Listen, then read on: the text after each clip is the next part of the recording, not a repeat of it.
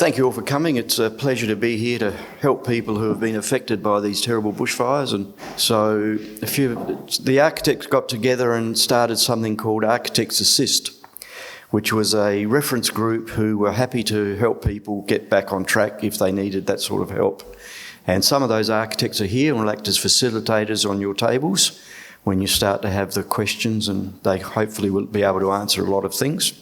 So that's where it started from. And John asked me to help sort of coordinate this because a lot of people have had trouble, and some have even had problems knowing where to really start. So bear with me. Some of the things will be from scratch, sort of very preliminary, and if you've already got past those issues, don't worry about it. If you are past those issues and you're already on the road to recovery, then it may just give you a couple of hints of what you might think about that maybe you haven't thought about already that you now think is important. And I did prepare a checklist, which I think most of you should have received. If you haven't received it in the last day or so, via the email confirmations and things, get in touch with the committee and they'll just reissue them to you. So I'll just briefly recap those items, and then you can take it on board with the architects at the table to elaborate on some issues that concern you, or alternatively, part of the questions, as John suggested, that might be answered at the end of the session. So I'm starting from first principles. Some of the things will be pretty basic. If you've already done them, don't be concerned. If you haven't done them, as I say, think about them if you think they're now important to you, whereas they may not have been before. So I think that the important thing about rebuilding after the bushfires is that it needs to be logical and sustainable. You don't want to go around in ever-decreasing circles. You want a process that takes you step by step to a conclusion.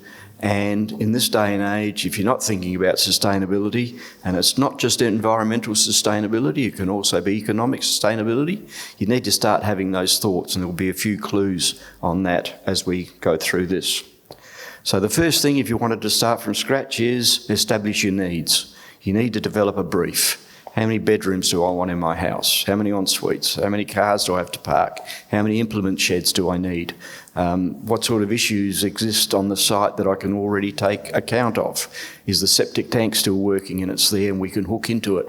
Or do I need a new system? What sort of energy am I going to get? Am I on mains electricity, or do I have to have natural gas? So all those things need to be written down.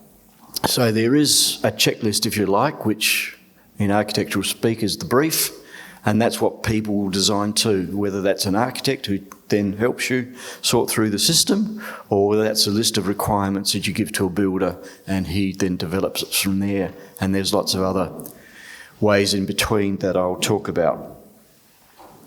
And this doesn't just cover residential construction, it's also if you've got a commercial establishment, if you're part of the outskirts of a township that's been badly affected and you want to rebuild your business, the same sort of things apply. There's not just residential buildings, it's really any rebuilding across the board.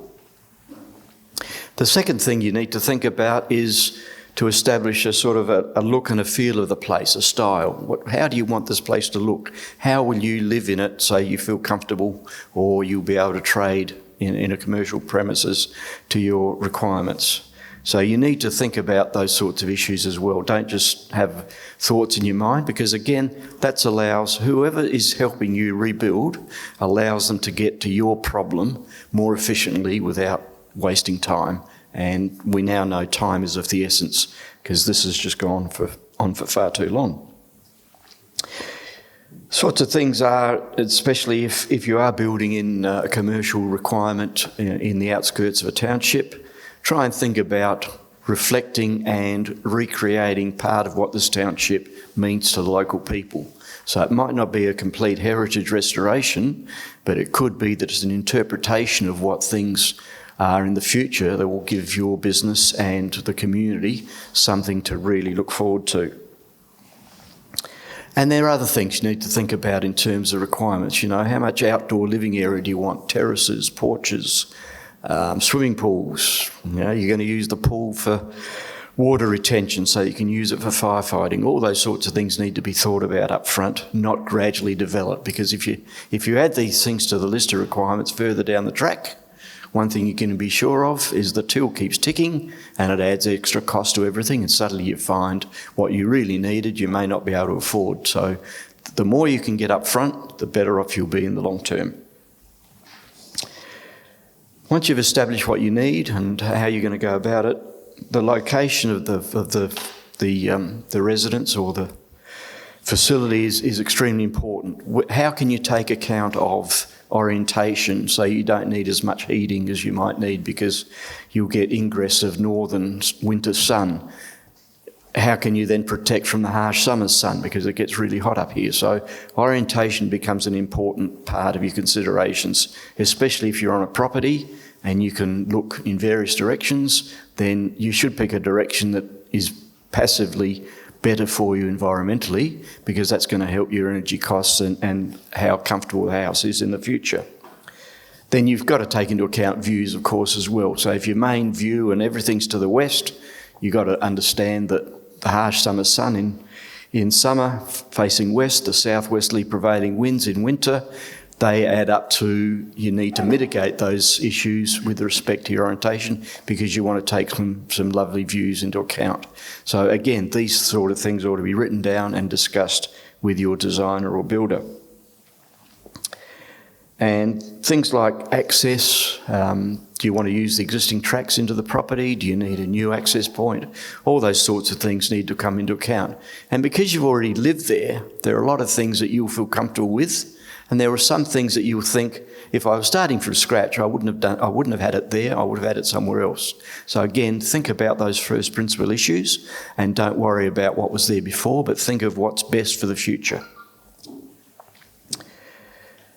Once you've got those things behind, then all the services requirements come into play. So I've already said, you've got to select how you want your energy delivered to you, whether it's mains electricity, how the gas comes in, where does the water come from, have you got a water supply, or do you have to collect all your water in rainwater tanks and have that for your use? So all those things become important and you need to think about them.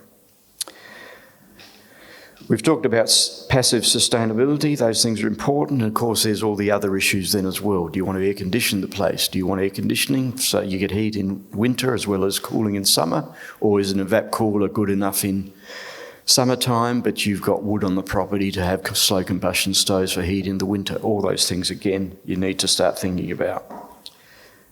We've talked about rainwater, recapturing that and reusing it. Even if you don't have to use rainwater for your personal use, you can use it for things like flushing toilets, you can use it to irrigate your gardens, you can use it to help fight your fires. So again, think about collecting and storing and reusing rainwater. And as I've said before, when you think of sustainability, it's not just environmental sustainability that everybody talks about, it's also economic sustainability. You're making an investment into the future. Do you want to recoup that investment in the past, in the future, or do you want to say that what I've got's enough? But think about how it can be sustainable in the future, especially if this is rebuilding a business in a township. How can you actually increase its value in the future when you're going to retire, you want to sell the place, whatever? You need to think about those sorts of issues. So it might be that there's a cost and a benefit to spending a little bit more money up front, but you'll get the recoup in the future when you come to sell the place, and hopefully plus inflation. Then, of course, John Cribb's going to talk about bushfire protection. You've got to think about that. I mean, it's a stupid thing to tell you people, but you just need to think about it really seriously. What do you want to do? How are you going to go about your firefighting requirements? You've got to comply with bushfire ratings. You've got to comply with material selections so they're not combustible, all those sorts of issues. Fly screens now have to be stainless steel so they don't allow the embers to come through and ignite the interior of a building. And there's something now that's just been released which is called Section J of the Building Code of Australia. And Section J is all about energy efficiency to try and do two things: make life more comfortable and more economical for the public, but also to reduce the demand on services and infrastructure that has to be provided by people like the power networks, the gas companies and all those sorts of people. And the building requirements for Section J to comply have now become more onerous And that is in an effort to make people look at rebuilding in a very sustainable way that benefits everybody. So again, an architect or a builder, a building designer can help you sort of navigate those issues, because it sounds simple, but at the end of the day, it's quite complex. The whole procurement process is one where you start off with the design. We've talked about the brief. So you get your brief requirements together. You then go and see whoever you want to help you with your design. The choices are you can go to an architect who can give you a partial service or a full service, and I'll describe those a little bit further on. You can go to a building designer who is experienced in designing buildings but hasn't necessarily got the experience of an architect. You can go to the in-house builders designers who often will help you, and they say it's for free, but it's probably built into the building cost somewhere along the line. They'll help you sort it out. Or you can get more professional advice on costs with somebody like a quantity surveyor who estimates building costs off a set of plans or off a description, and based on the amount of information he's got, his estimate will be more or less accurate. And obviously the more information he's got, the more accuracy he can provide you with. What happens then is a sketch plan is produced to agree a preferred design that suits your needs and is what you thought you were going to get. You can then employ a builder to cost that, or as I say, you can get a quantity surveyor to actually cost it and tell you what the likely cost of the building is. Alternatively, you can have an architect or a building designer engaged in what's called full services. So they will do everything for you. They'll act as your agent. They will take your brief, they'll provide you sketch plan designs, they'll show you what the building's going to look like, they'll select the materials that you've considered are appropriate to you or they consider are appropriate to the project, and they can then get estimates prepared by either a building contractor or a quantity surveyor again, and they will then tender to builders and get you a price and recommend who you should select based on their knowledge of who's capable of doing the work, who appears to have put in the best price and not have too many qualifications, and also how to then go to the next step to administer a contract and actually sign up a builder. So they would recommend who they are. And again, one should consider using local builders, local suppliers, local people in the businesses that are around you, so that you then not only help yourself, but you're supporting local industry get up and running as well. And that's extremely important. And it doesn't hurt to ask around who is available and who can help you provide services and materials from the local community, so that you're actually making the local community sustainable as well as yourselves. Another way to go is to look at kit homes, people like Sarah Homes, Kookaburra Homes, who have an office in Mount Barker and Murray Bridge. They are viable alternatives to getting something reasonably quickly off the ground, and they have standard plans that you need to look, but they're happy to change them to a degree to suit your needs. So there's a whole range of options that you've got to try and work out how you want to rebuild. There is then design assistance that you can get, and that's where the Institute of Architects came in and established what's now called Architects Assist, and that package should have been referenced in the document that I alluded to, this document that's been circulated. And if you haven't got it, there are some links there how you can go into Architects Assist, and they have a whole list of checklists and things to look for. In fact, there's a series on bushfire protection, there's a paper on practice notes, which are being made free to members who aren't members of the Institute of Architects, and they tell you how to go about lots of these things. So you can look up procurement, you can look up architectural services, you can look up how to go about the whole process. And to really get the local people involved, you can then fine-tune the searches within that program, and you can ask for local architects, local builders, local people within, say, 250 kilometres of Cuddly Creek, and that'll take in the large version. You don't have to look through the whole list, which is Australia-wide. So that's a valuable resource that you ought to use. And as I say, as part of that, there are a series of practice notes that are being made available to the public, which normally you can't access unless you're an architect and you belong to the Institute of Architects, but because they're trying to support the bushfire relief, you have access to these notes and this information. And it gives you access to Australian standards that you require to comply with, such as bushfire standards, material standards, fire rating, all those sorts of issues. And of course, there's a whole section on sustainability. The Architects Assist website also gives you access to town and urban planners, and there are your local planners at the councils who can help you, but of course they're going to be overloaded, and they probably already are overloaded, so it may be that a planner can assist you to put in a development application, to work your way through the system, to know how far you can go and to know what you have to do next. The link also is to cost consultants, these quantity surveyors I talked about, who can advise you on building costs. Obviously, in the approvals process that I've just alluded to, there's the local authority, the council, and they provide approvals for bushfire resistance as well as a DA. Now, a development approval, a DA, is in two parts. The first part is what's called provisional development approval, and that's really planning approval, for want of a better term, and that's when the council says, yes, you can do this. For residential constructions out on properties, it's probably not a major issue, but if you're rebuilding in a town centre or anywhere close to a town centre, an urban area, for want of a better description, you've got to go through the process and comply with the requirements of that planning requirement. Once you've got that, you can then proceed with the construction drawings and all the things that I've talked about in terms of employing an architect or a builder or a building designer to prepare what's called working drawings. They then have to submit those working drawings and they have to comply to the Building Code of Australia. And that's where I said Section J comes into account.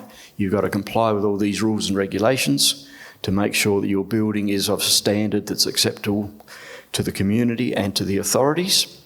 And once you've got that building approval, you then put the building approval together with the preliminary development plan consent, and you actually get development plan consent, which allows you to then start construction on site. And sometimes that approval comes with a series of conditions. You might have to chase up a few things as part of that. Now, there are two ways to do that. You can employ planning consultants, private planning consultants that are, again, on the web list to help you sort that through that system, or your local planners will talk about it, I think, as part of the discussion they're going to present. Or you can have the architect or a building designer act as your agent, where they will do all these things for you. They'll take you through the system, they'll do all the lodgement, they'll follow up the approval requirements, they'll help you through conditions and all those sorts of things. And of course, there's always a cost to these things. These architects we've talked about, there's an agreement they will do a certain amount of pro bono work. They'll give you advice, but once it starts to get really serious, they've got to earn a living as well, and there will be some fees associated with having to do that work.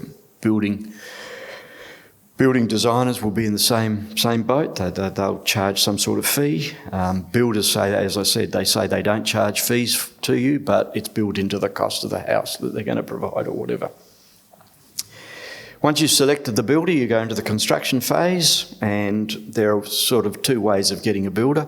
One, you can have a preferred builder because you know who they are, or they built something for a friend and you're happy with the work that they provided for them, so you can go directly to them and ask them to give you a price based on some documents that your architect or building designer has provided to you. Or you can go to what's called public tender, where you go out to about 5 builders that you're happy with, and I'll tell you how to get in touch with those sorts of people. You then go to about 5 builders. If you go to too many, it's putting the industry to too much work because only one of them is going to be successful. They will then submit a price to you or your agent, and you then select the price that suits you best, and then you're in a position to accept a contract and start the building works. Now, when I talk about building contracts, there's 3 or 4 ways of getting a building contract. If you go directly to a builder for your work, he'll probably have his own standard contract. You can go to what's called the Housing Industry Association. Now, again, there'll be a link given to you later of how you can contact them, or you can go to the Master Builders Association. They all have lists of builders who would be happy to help or who are available to help. Now, Those housing industry and master builders type contracts, you've got to understand that they are designed by that industry for their members. So it is skewed to the builder. It's a terrible thing to have to say, but it's a commercial reality that they act in their own interest. They say they're acting in your interest, but at the end of the day, they're very commercial about it, and they will act in their interest and protect their interests at all costs through their contract. So you need to be wary if you're using a standard builders or a housing industry or a master builders type contract. The best contracts to use are the Australian standard contracts, which have been developed to be fair and reasonable to both parties. Because at the end of the day, a contract is between two parties and it has to be fair and reasonable. But people will write into their contracts things that aren't necessarily fair and reasonable from your points of view because they're protecting their interests. Now, I say that, and I don't mean to demean builders, but it's a fact of life that that's how they operate, and you need to be aware of that. You can say, well, if I'm going to an architect, they've got their interest to look after as well, and here's an architect saying don't go to builders. But all I'm saying is that architects have a pseudo responsibility as well as being your agent. Building designer will be the same. They have a responsibility to administer a contract, and you can only administer a contract if it's fair and reasonable. It's no good somebody saying, well, my walls are cracked. Oh, but my contract says if your wall's cracked, that's your problem. And you didn't read that. I mean, it's a very simple example. It's not necessarily realistic. But if you didn't read that in the contract and missed it, but you signed the contract, it holds. And if you have to take it to the courts are going to say, sorry, buyer beware, you had the contract, you didn't read it, the walls are cracked, they're not responsible, it's your cost to fix it.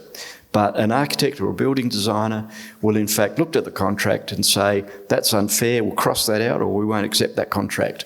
So if you go to an Australian standard or an Institute of Architects contract, they are designed to protect both parties. There is no favouritism. Whereas, as I say, these industry contracts are then biased towards their industry and not necessarily yourselves. So that's important to understand. And as I say, the architect or the building designer has to be the impartial administrator of that building contract. They cannot side with you, even though they're your client. They have to administer the contract impartially, be fair. If the contract says one thing, they have to abide by what that contract says. They will not bend the rules simply to support one party or the other. Still act in your interest, but they have to be fair and adjudicate accordingly. If you employ a builder on his own and you don't have the support of an agent, such as an architect or a building designer, be assured that every time he says, I want a progress payment, which the contract will actually tell you when these project payments are required, progressive payments, you need to check that they've done all the work that they said they've done. It's very easy to get money up front and then not do things properly later. So you then confirm that everything they said they would do, they've done. That progress payment can then be certified. You can go to your bank, your funding institution or whoever, and have that amount of money then paid to the builder. But don't pay it until you're quite sure that they've done everything they said they have done at that point in time. Eventually, you get to completion where they say, we finished the project for you. At that stage, they will ask for a certificate of practical completion to be issued. Now, that means that they've completed the building works adequate for you to move in and live in, which means they have to have got all the council approval documents in place. They have to apply for what's called a certificate of occupancy from the council, which means that the property is habitable, can be lived in. They have to do all those things before you accept the practical certificate and say, right, we're now going to take possession. They hand over the keys and you're at liberty to move in.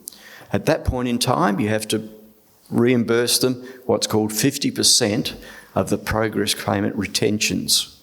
What happens is every time you pay the builder a progress payment, you're at liberty to have a retention up to a maximum of 10%, I think it is, retained just in case there's some work that they've said they've done that proves to be defective in the future.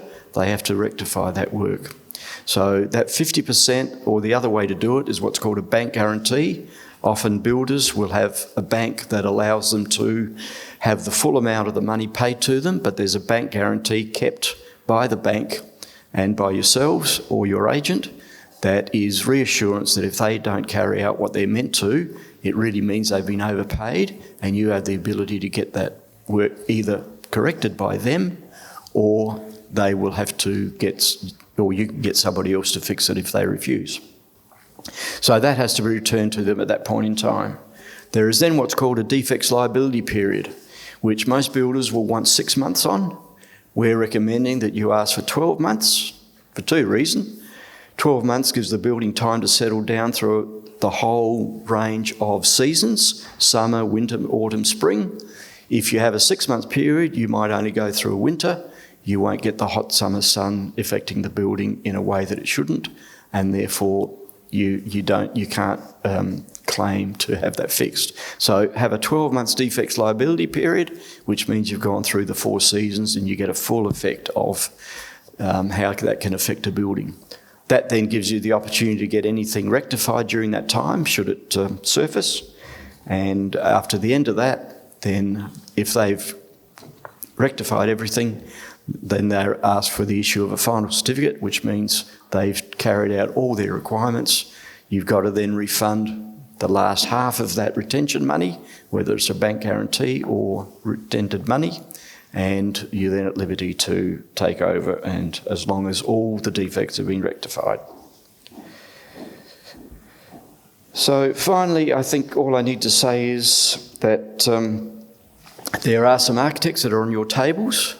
We've had an apology from a landscape architect who was going to circulate and give you a bit of advice on siting and orientation and all the issues that relate to what landscape architects are informative of.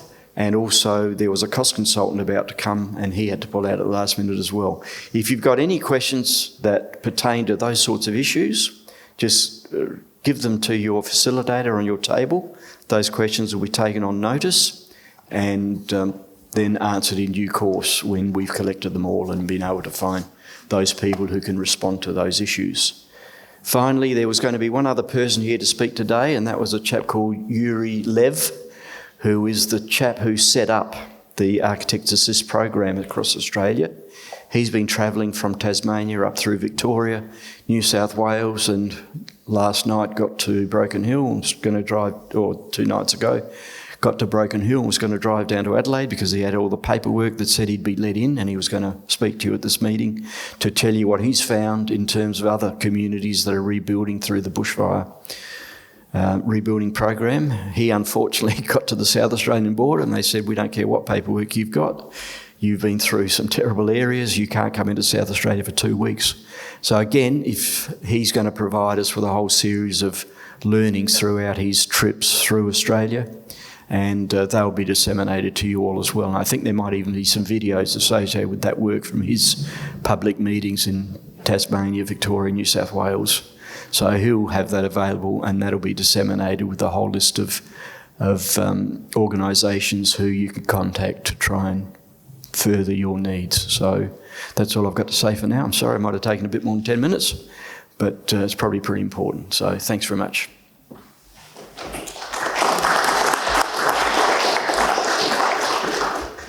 Thank you, everyone. As John's alluded, I'm the Director of Development and Regulatory Services at the Adelaide Hills Council. So what I want to do today is just really give you a high-level overview of the planning and development process so that you understand what you're going into. The other thing is really to provide you some ideas about how to build back better. First up, some just initial points that I really wanted to make. The first thing is that development assessment in the state of South Australia is set up by the state. So everything that a local council has to go through is a process, legislation, development plans, etc., that is all set up by the state government. We are just their implementing agents. Assessment of applications is a quasi-judicial process. What does that mean? It means that everything that you submit is legally binding and enforceable, hence important to make sure that it's accurate. The other critical thing to efficient processing of an application is to make sure that your plans are drawn up appropriately, that they're to scale, that they have all the relevant details, as Lou was alluding to, and so on. In terms of the context, so I just wanted to give you again a high-level context so you understand why some of the requirements are there. In the Adelaide Hills, we live in what's called within the Mount Lofty Ranges watershed, which covers 89% of our area. Why is that important? Because 60% of the runoff into streams and then into the reservoirs around our district supplies water to the city of Adelaide. As a result, they want to make sure that the quality of that water runoff is sufficient to basically be turned into potable water that gets distributed throughout the metropolitan Adelaide. The majority of our land, as we know, in our council district is bushfire prone. Effectively, over 90% of our district is covered by a bushfire threat. The only areas that are not in the Adelaide Hills is Ross, Trevor, Turingi and Woodford, which are down in just touching the plains. Some other key issues: many properties have regulated or significant trees on them or native vegetation. When you are needing to remove any of those as a result of you positioning your house in a certain location, be aware that that also requires assessment and sometimes can complicate things, especially if you're getting too close to trees, because we do look at trying to retain those trees. And so one of the things we look at is what's the critical root zone of that tree, and therefore you need to stay away from the critical root zone. Otherwise, that prevents the tree from absorbing water, etc., from the ground. Some properties are either state or local heritage. That requires a referral to a heritage architect or heritage advisor in the state government department. The other factor, of course, is that a lot of land in our council district is under some form of agriculture. And as a result, there's spray drift, there's noises, etc. So when we position houses, you want to be away from those areas, or at least have a buffer separation to avoid you having to deal with spray drift or the noises from primary production. And then the last thing, the majority of our area has no water, sewer, has no stormwater system, and in some cases you live on gravel roads. So therefore, stormwater has to be dealt with on site. As you have to have your own on-site wastewater system. And the other thing, of course, is you have to have your water supply, as Lou was speaking to earlier. So with all of that in mind, I'm just going to show you some photos that you'll appreciate the district that you live in if you don't already, and I'm sure you all do. As you know, very scenic. Now, in each of these photos, look out for the buildings, because that's an important aspect for us when we do the assessment. So even that one, the thing that's standing out is the roof colour. And so colours of materials, etc., are an important aspect, especially in landscapes where it's visible from a public realm. What does that mean? Visible from a road, a reserve, a walking trail. Why? Because you're trying to minimise the negative impact, potentially, that visual negative impact on that landscape. Same again, as you can see, if these were darker coloured walls, that might not stand out so badly. Clearly, that's not something that you'd want to see in our scenic environment. That building does exist, by the way, and it is in our council area, unfortunately. That one's in the Burnside Council area. Again, if you look at the colours and this architectural style, you'd go, man, if that was sitting on the side of a hill, nobody would like it. Another example of just, the little differences, just change the colour of a shed wall and it has a significant impact. The same with the rainwater tanks. So generally greys, greens, browns. Now, one of the things you've heard from Lou was about architectural style. Look at what you want as an outcome. And it's not to say that contemporary designs are not welcome in the Adelaide Hills. They absolutely are. But if they're done properly, that's the most important part. Grey roofs, stone walls, greys, greens, browns again. This developer actually originally wanted Zincalume, so meaning no paint on there. And at that site, he could look literally for kilometres right across the district. And I said to him, you've got to think about when you're looking back towards your property, you will see that Zincalume roof from anywhere that you can see in front of you. And so we convinced him to change the colour of the roof to a grey. Again, another contemporary design. This is a house just outside Woodside. And houses on ridges. Many people go for the ridge. Why? Because it's a beautiful scenic outlook, etc. The CFS will tell you the worst place to build a house. Why? Because the fire front can come at you from any direction. They would prefer that you come downslope so that you only have to deal with fire front coming at you from one side rather than any direction. Other issues are in these, just again to show you materials and how you can make the development blend into the landscape. Earthworks, big issue for us. I'm not sure if anybody here owns that house. Apologies if you do, I'm just using it as an example. It actually is a good example. And as you can see, when the development first occurred, they had to dig quite a big bench to put the house on, plus the shedding, and then put their rainwater and firefighting water supplies into the property. Now, we do look at that and say, well, that's quite an eyesore in the first instance. However, years later, that's what it looks like, and hence we ask for landscaping so that you are trying to reinstate what was there before. Same thing again, the site is just outside Verdun, and a person wanted to bench the area in order to put their house on. Clearly a significant impact on the landscape. That's what it looks like today. So same thing again, roof colours, etc., and making sure that the landscaping is done. Site, I'm sure many of you are familiar from, looking from Ridge Road down into Lobethal.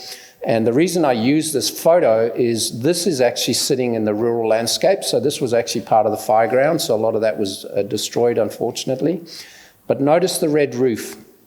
If you are building like for like, no dramas if you don't want to change the colour of the roof because you want to reinstate what you had, no dramas. However, you can imagine if a new house was to be built sort of in that location there, choosing the right roof colour will have a significant impact, and the same for the walls, etc. Okay, development assessment process. As Lou alluded to, there are effectively, in our case, 3 elements because of the fact that you've got to do an on-site wastewater system. You'll get your planning consent, and I'll talk to the requirements. You get your building rules consent, so that's the construction detail. Planning consent, what we only interested in what it is, so what type of building, how big it is, roof colours, position, access, your stormwater management, etc. What the building consent looks at is just the construction detail, thickness of the walls, type of glazing, type of materials, etc. And then on-site wastewater, there are certain requirements there, and I'll go through those as well. So approval is required for each step in order to get your full development approval. But the big one to remember, if you are not on a main sewer or community wastewater management scheme, your waste system approval must be granted before we can give you your planning consent. And some people get stuck on getting their waste system approval because of issues of slope of land, too close to a river, and so on. So, just some details. Importance in a large rural site to indicate where your building is. And going back to that quasi-judicial process and accuracy of the plans that are submitted, make sure you dimension how far away from a property boundary that building site is. And we need 2 points of reference in order to know exactly where that building's being positioned. Because this is a small building, and as you can appreciate on a big site, you then do what we call a zoomed in view to give you a bit more detail so that we understand, okay, now in proximity to the dwelling, etc., what does this look like? Plans must be to scale, put your north point in, and so on. All of this stuff, your building certifiers or whoever you engage, as Lou mentioned, use them to do that detail work. This becomes a bit of a nightmare if you're a layperson trying to do it yourself. These are just the requirements. I'm not going to go through all of them. The checklists on your desks or on your tables, that's all already specified in there. So if you were able to check those checklists, that at least makes sure that your plans cover everything. When you come down to the building itself, we need to see elevations to understand wall heights, the pitch of a roof, etc. Why is that important? Again, it's about, does that building blend into the landscape, and does it suit the local character of development in that locality? A majority of houses, etc., that we've lost in the fireground are in that rural context, so that's why it's a little bit more important. And again, elevation plan requirements are all on there, but I'm not going to go through those because, as I said, it's on your tables. This is in then a context if you're within Lobethal or just on the periphery and you lost your home or buildings, and the same for Woodside. These are the kinds of things that you need to make sure you provide for. So, for example, showing distance separation, and the rules are 1 metre in the townships off boundaries, or 2 metres minimum from a property boundary if you're out in the rural areas. And I suspect the majority of people around here, if it was in the rural environment, you're metres away from the nearest neighbour. So the process, just for planning consent, and again, I'm sorry if you can't read this, but this will be able to be viewed on the video.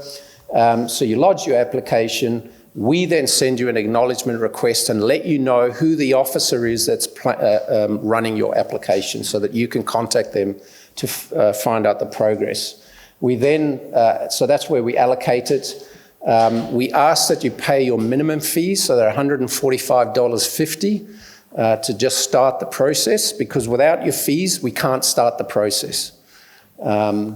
We do a preliminary assessment of the application, so have a quick look. Does it need a referral to the CFS? In this case, because most of the properties will have been destroyed in a bushfire, we will be referring to the CFS, and I'll talk a couple of slides on about what they do with the application.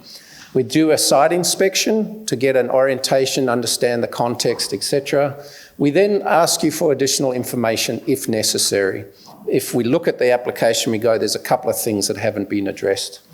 When we receive the further information, we will look at whether or not the application requires public notification, meaning notifying your neighbours. And I'll talk to some of the triggers when that is notifiable.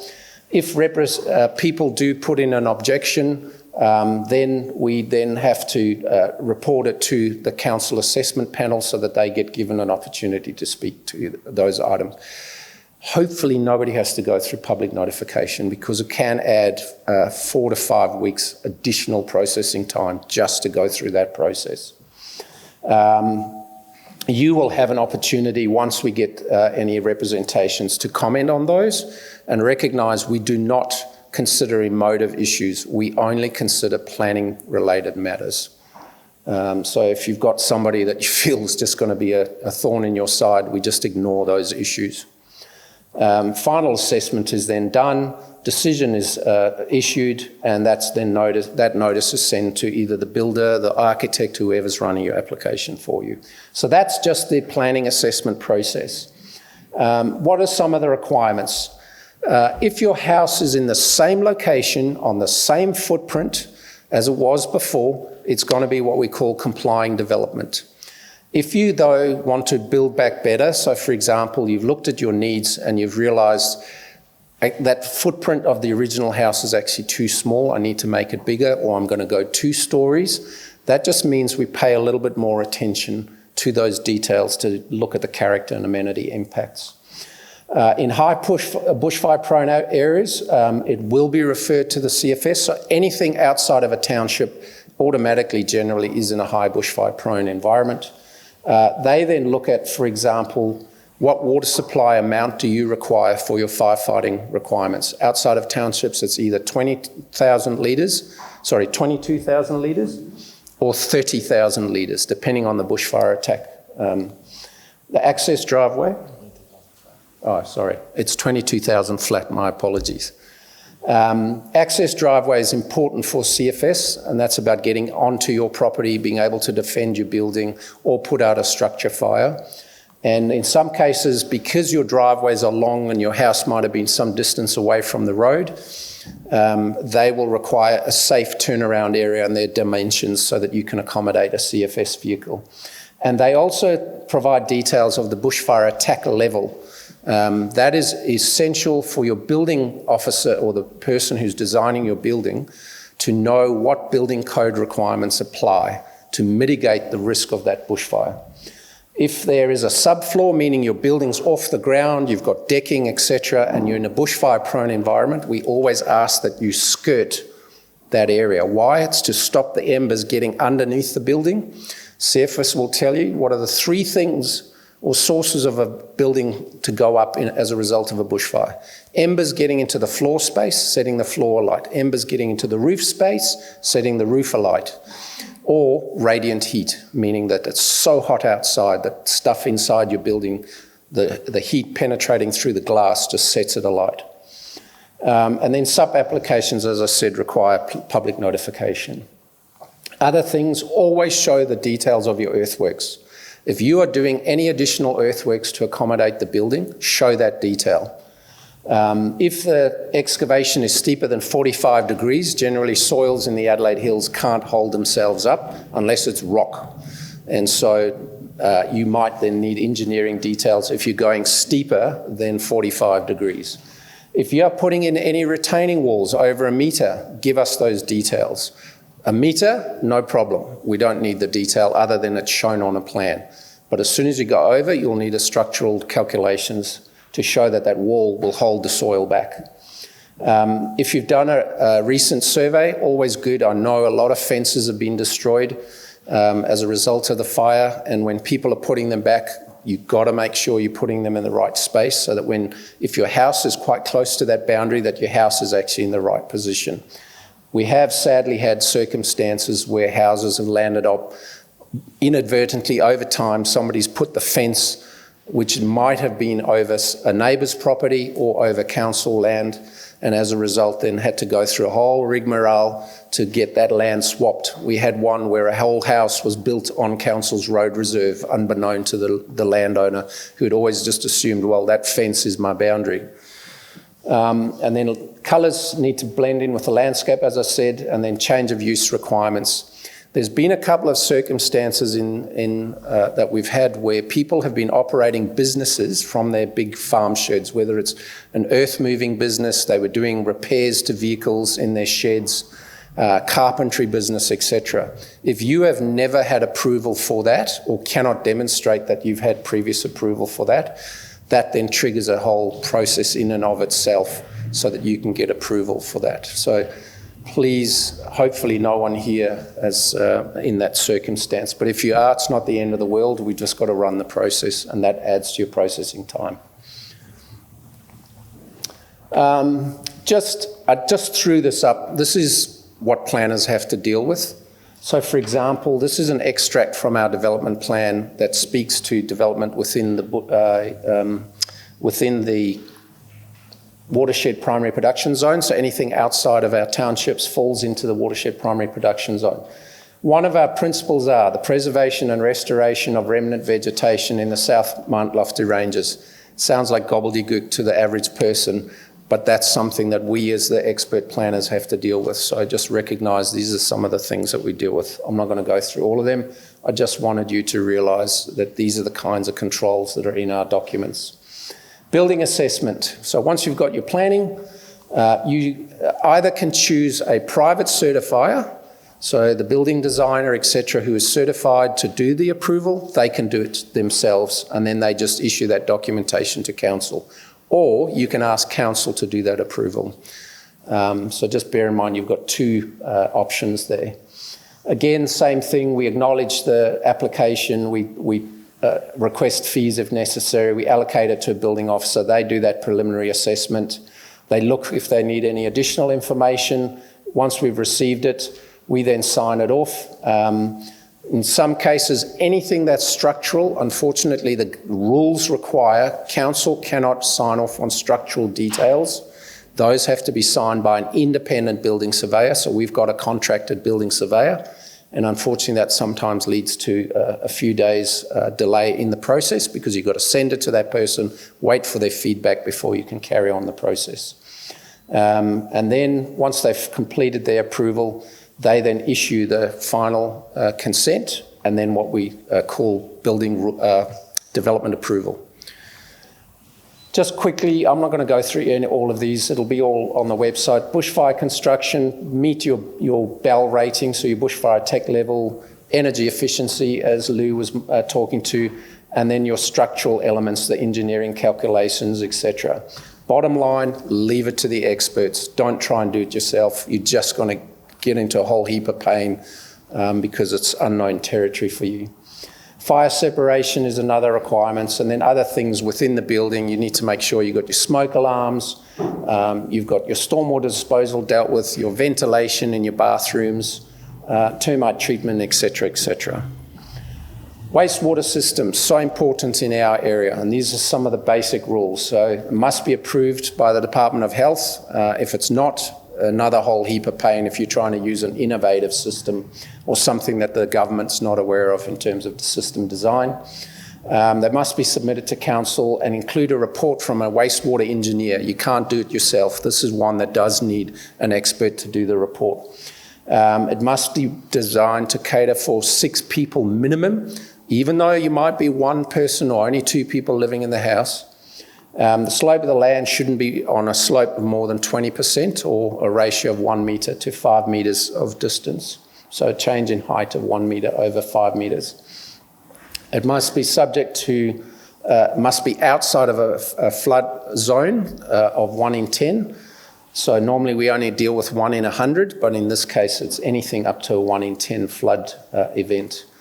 The depth of the water table, always the wastewater engineer will look to make sure it's at least 1.2 metres below, and the depth of bedrock shouldn't be more than 1.2 metres. Why? Because the wastewater, when you're irrigating, can't percolate below that. So if it's shallower to the ground, basically you'll get the smells and the bioorganics, etc., causing an issue in the environment.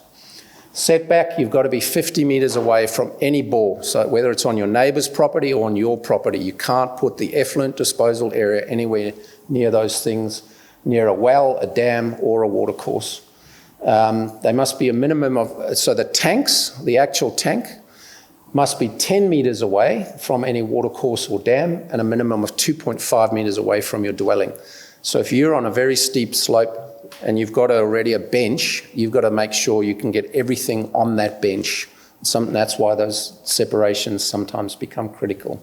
And if you need any information regarding any existing tanks that are on your property that weren't damaged as a result of the bushfire, we've got those details and we can provide them to you.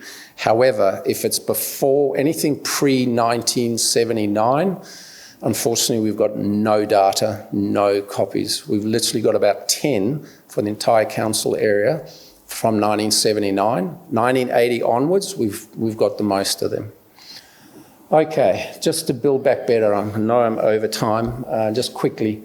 Is your house site in the best location? Think about that. Is that where you want it to be, or do you think you want to move it elsewhere on your property? As I said, keep the house off the ridge line. Consider the proximity to any native vegetation.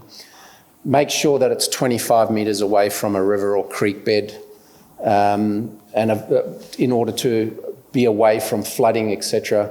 Is the site easily accessible by the CFS, or would some other area on your property be a better location from that point of view? And is your waste system okay? If not, then you're going to need a new approval.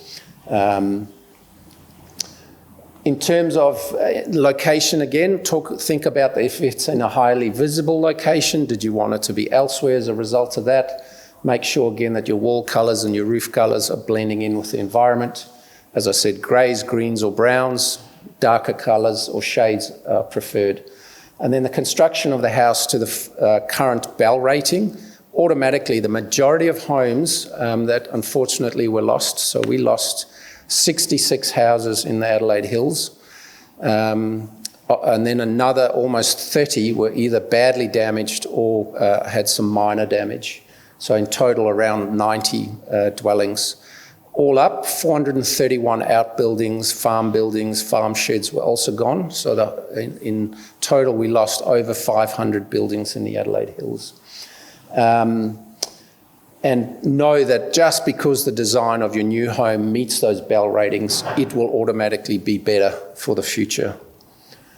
Processing times, I know people want to know, and I want to give you a context. So first up, the average house application takes 10 to 12 weeks, current standard. Bushfire applications, we give you priority, and we knock it through that system as quickly as we can. And on average, we're getting them through 4 to 6 weeks. The other issue is that as a result of the bushfire, we put on additional resources for 2 years. in order to get us through this period. Why? Because to put the 500 buildings destroyed into context, we only do about 1,100 applications a year. So that's what we resource to. Another 500 in a year is going to add 50% to our workload. And hence, we didn't want it to slow down the processing times and hence put on additional resources. So far, how many applications have we received? I know some people said or heard that we'd only received one.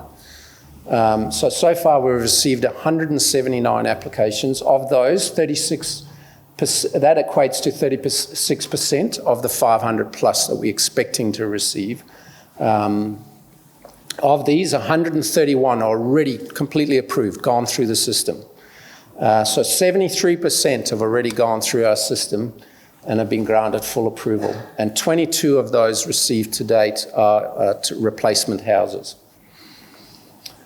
Just some quick conclusions. Addressing these matters, as I said, will make sure that you build back better where appropriate. Please contact us if you have any specific concerns, questions related to your specific site, and do so before you lodge the application, because believe me, shifting things on a map or a plan, way easier than when you get out on site and go, oh geez, I should be 5 metres further over and do bigger earthworks. And ultimately this will land up making sure that your assessment of your application is much smoother. Our advice is free and we are here to help, so please use us, call us, etc. We look forward to that. Thank you.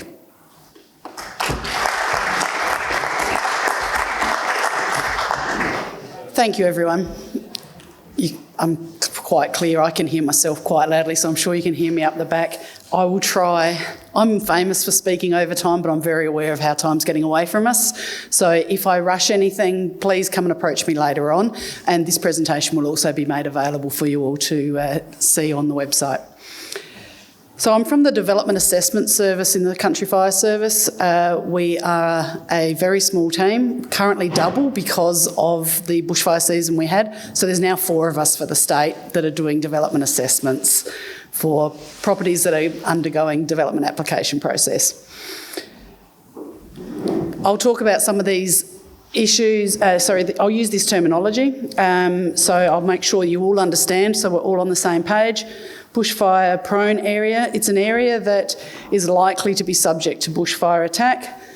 Bushfire attack levels already been mentioned by a few people today. It is a means of measuring the severity of the building's potential exposure to ember attack, radiant heat and direct flame contact during a bushfire event. And it uses increments of radiant heat expressed in kilowatts per metre squared. It's a very technical scientific process. It's not a guess or a guesstimate or I reckon it's that. Very scientific process that we undertake.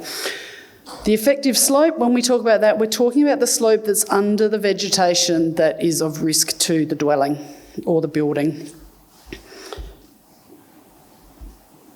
And as you're probably all aware, when we talk about ember attack, we talk about airborne material that's on fire that can be several kilometres ahead of a bushfire and can get into small parts of the building or more vulnerable parts of the building, such as untreated wood or plant material, vegetation that's close to the building that can then create enough radiant heat for the building to catch fire. Fire danger index is the chance of a fire starting, well, not completely correct. Fire danger index, sorry, I'm reading someone else's notes there. Fire danger index is a calculation that the CFS, councils and the Bureau of Meteorology collaborate on. The fire danger index is about the weather. It's about how dry the conditions are, including soil and vegetation in the area, and that's where the council comes in. They feed that data to the CFS, which we then feed to the Bureau of Meteorology. And the fire danger index is about how severe a fire will be if it starts. It's not about the likelihood of a fire starting, it is about how severe that fire will be if it starts on a high fire danger index day.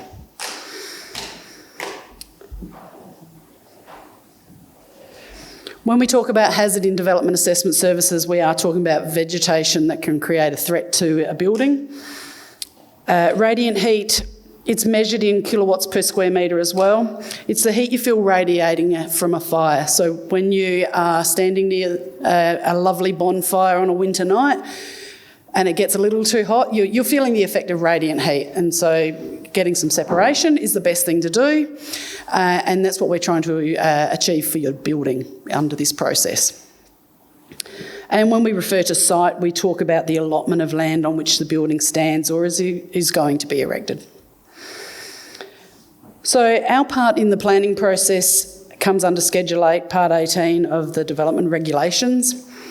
Dwellings, tourist accommodation, other forms of habitable buildings in a high bushfire risk area, in a bushfire protection area identified by the relevant development plan.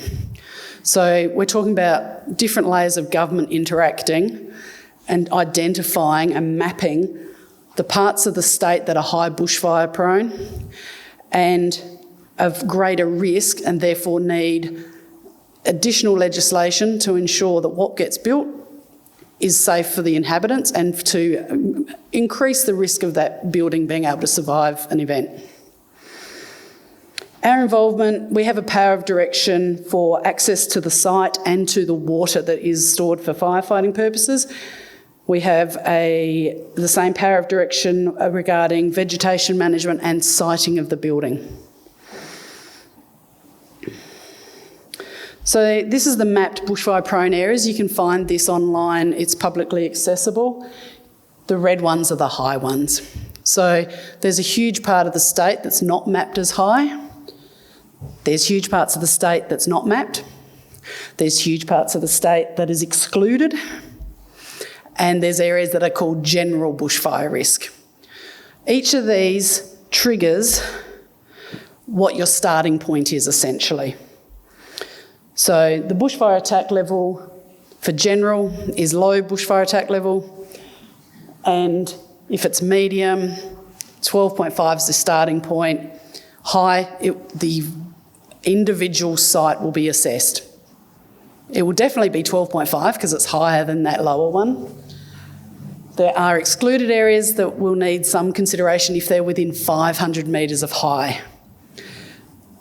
Essentially, I can see frowns of confusion. Essentially, we will work this out for you. What you need to know is your address, and we will tell you which area you sit in.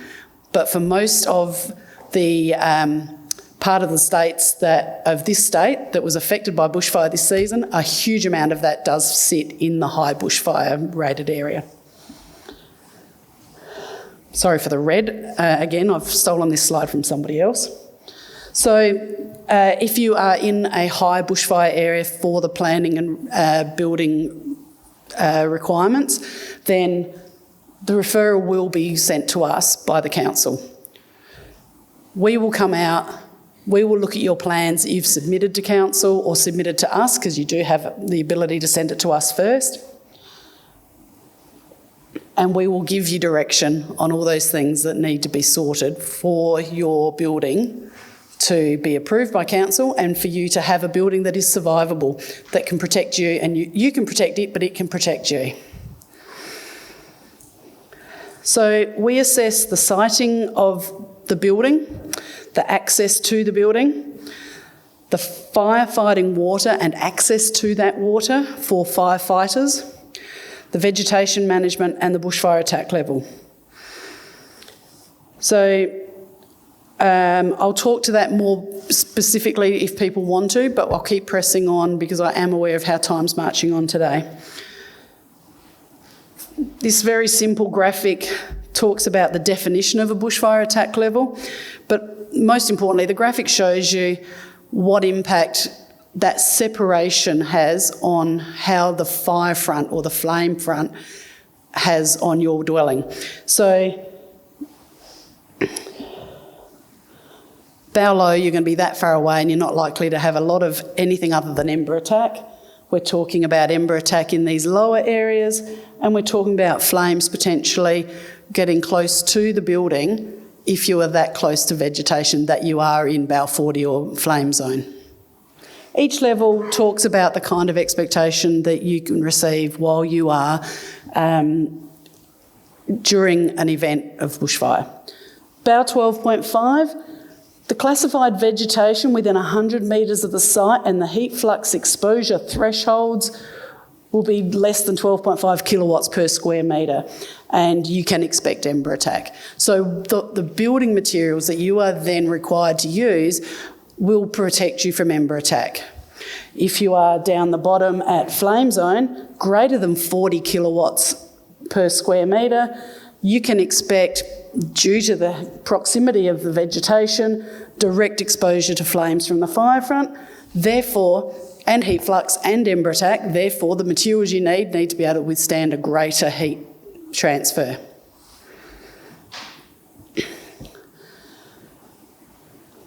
So when we determine the BAU, we take the BAU measurement from the external wall. This is why it's really important when you submit your plans to council that we can tell exactly where you are planning to place that building, because we are going to take measurements of the distance to the vegetation from where you are proposing to place the outermost reaches of your building. So in this example, there's a downward slope of 10 degrees of woodland. The important thing to understand about slope is that for every 10 degrees of upward slope, the speed of the forward rate of spread of fire doubles.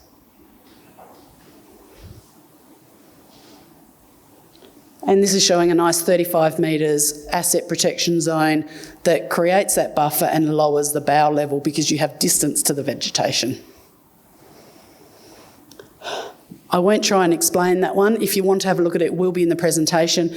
It talks about the levels of pain and the harm to humans based on the rating of the kilowatts per hour. I'll just go with the first one.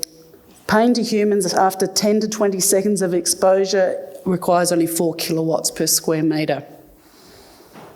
Ignition of cotton fabric after a long time, 13 kilowatts per square metre.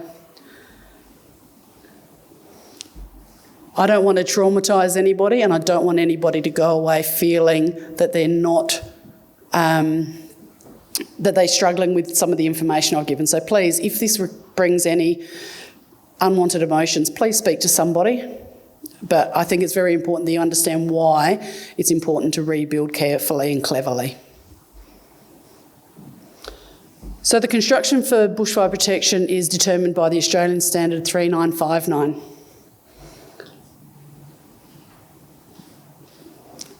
They are very much a complementary, additional, good site preparation and vegetation management. The most important thing you can do. Removing fine fuels that keep on accumulating, all those things that you've grown up hearing and learning, they are highly important. You can build with the greatest level of construction, but if you've got a big half-dead tree right next to your house, it's not going to matter anything. Vegetation management is the key.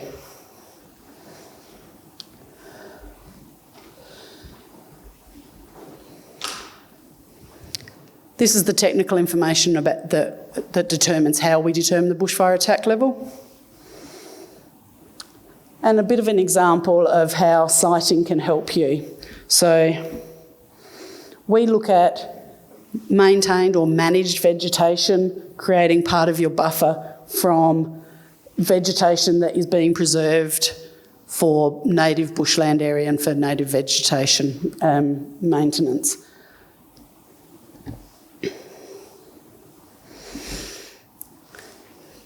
My friend Mark from the council has alluded to this. Again, this comes from the building code. It's we get to collaborate on some of this. We give advice, and but essentially this is what will be one of those conditions that we talked about. As soon as you are referred to us, we will give conditions that you need to provide this. If you show it on your plans right from the outset, we can give advice that yes, that meets the requirements. If you don't put it on your plans, we'll say, well, we're okay with this plan, however, we can't see, so you must do this, this, this, this and this. So if you'd like our considered advice as to whether what you're planning for your driveways, for your access, put it on your initial plan that you put to council so that we can give, yep, that's great, or hey, we'd prefer if you did this as well. Essentially, what we're trying to do is make it as easy as possible for firefighters to defend your property if need be. And the beauty is it also means ambulances can get to your property and all sorts of things, services that can help you. Passing bays if you have more than 200 metre driveway, and solid crossings over waterways. Our trucks are big, long and heavy. They need to be able to not scrape out on the bottom. They need to be able to turn around without doing a 50-point turn. And they will always enter a property with the intent of turning around before they start doing any work, so they are facing outward, so that if everything goes wrong, they can get out and go home to their families. So if you live in a high area, it will be 22,000 litres of dedicated firefighting water. It will need to be in a non-combustible vessel. That means you can't use your dam as your 22,000 litres dedicated firefighting water. And it means that anything that's made of any kind of plastic, while it's not combustible, it will fail. And then you won't have water to protect yourself from ember attack. So concrete and metal will be non-combustible, will maintain that 22,000 litres. Now, if you have a very difficult site and you can't fit a 22,000 litre tank in one position, we will negotiate splitting the water between more than one tank on different parts of the site. We want that water to be within 30 metres of your dwelling, and we need to have a mechanism, a remote outlet or an outlet attached to the water tank that the firefighters can attach to. Now, the 22,000 litres can be with your household water, but in which case you need to have a float mechanism that displays that the 22,000 litres has been left there. You can use that 22,000 litres for bushfire fighting, but it must be there during the fire season for you and or firefighters to use to protect your home. And that's what I just talked about. So some people will have underground rainwater tanks in the Adelaide Hills. Some people don't have room on their site for additional rainwater tanks, so they opt to negotiate to use their swimming pool. So this graphic is to show the requirements we need for the fire appliances that we use to be able to suck that water up. We can't defy the laws of physics. We need to be able to do it effectively in a safe way, because generally if they're refilling, it means they've run out of water in the tank, and you and anyone else on your property is less safe while they're refilling. The faster they can refill, the better. And it will just completely fail if it's too far or too low. This one's just an example of a really creatively done access to water. So again, if you want to look at that in detail, if you want to get some ideas, the presentation will be available. This lovely gentleman by the name of Ian is a leader of a community fire safe group, and through vegetation management on his verge, that was pioneering. He single-handedly defended that property, and my voice quavers every time because he's just amazing. But yeah, he defended that triangular property from pioneering. He predicted it would turn at his property, and it did.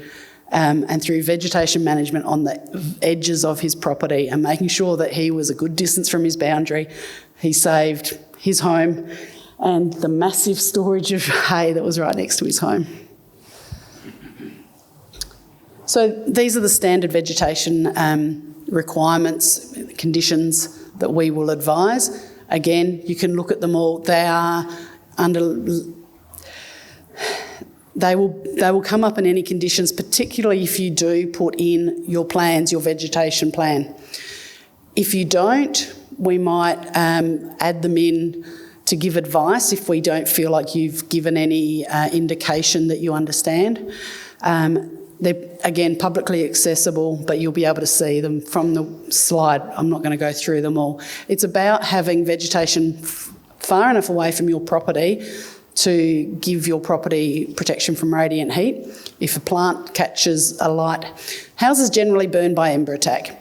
However, the ones that burn from radiant heat is because a large piece of vegetation has caught fire next to the house.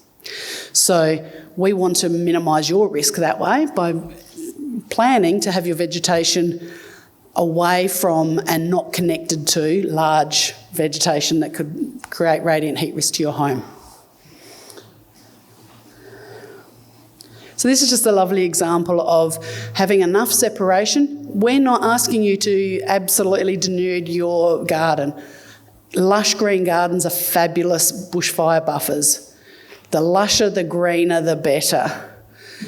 We're asking that you mitigate your risk by having separation, by having 30% coverage as the maximum for the canopy, by not having shrubs underneath trees where flames from leaf litter get into shrubs and then the flames from the shrub get up into the tree canopy. Tree canopy is the worst fire. We don't want it. It's hardest to control. So preventing anything else that's burning getting up to the tree canopy is what we want to achieve. So skirting trees of low branches, particularly dead branches, and removing shrubs under trees that are near your home will mitigate your risk quite significantly. Again, most of you are probably not doing a lot of retrofitting or thinking about a lot of retrofitting, but I know a lot of people lost sections of buildings. So if you want to understand some more about some of the retrofitting you can do, or share it with friends who may wish to up their bushfire protection level on an older home that was fortunate enough to survive this horror season we had, then please feel free to share this information.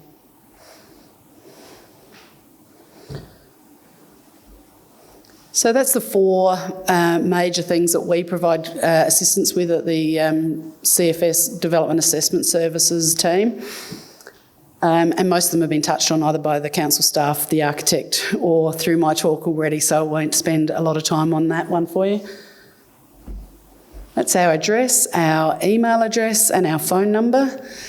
If you are unsure of where you are in the process and what you need to do and what you need to ask us, give us a call. The development or the bushfire safety officers like myself, we're on the road 9 days out of 10, but we have 2 admin staff who are highly capable at understanding what you need to do within our processes and where and when you can access our help and which way you can do it. They are aware of fee waivers for bushfire affected homes, and they will, if you don't know if you're in a high area, they'll look it up on a map for you and work it out and say, yes, you need to do this or you need to do that, or speak to your council, they'll help you. There's a huge amount of resources on this particular page of the CFS website. It's under Prepare for a Fire. There's several sections that talk about it. This one is particularly good for the contacts for us, but also for some additional information and application forms. The other great reference place for the building code is the South. This is quite new, Plan SA, in terms of we're in a new world of we have a 3-stage approach to new legislation. We're in stage 2. You're not. In the Adelaide Hills, Mount Barker area, you'll be in stage 3, which is coming, but you can see all the materials relating to the code in there. It will tell you what all the requirements are, and if you look at the building rules in there, there's a huge amount of documentation that you can access for free that can tell you a lot of the detail that I've already talked about. And that's just some of the references we've used in today's presentation. Thank you.